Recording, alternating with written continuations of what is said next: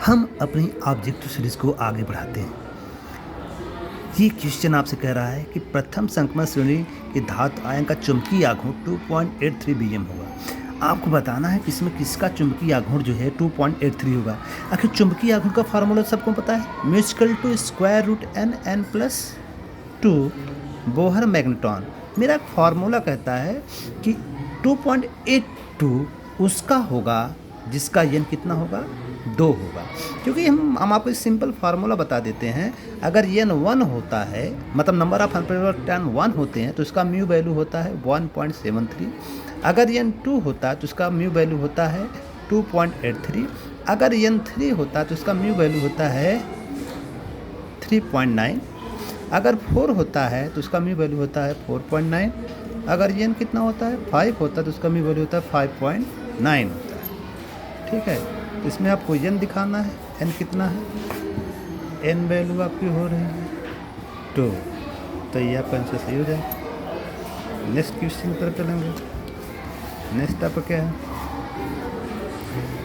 ये आपको बताना है कि संकुल आयन में कोबाल्ट की oxidation number, the oxidation number of cobalt in the complex ion, ये आपको बताना है।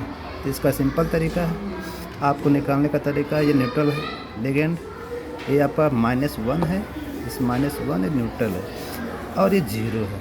तो -1 को पक्षांतर कर दीजिए, +1 हो जाएगा, तो +2 +1 +3 हो जाएगा।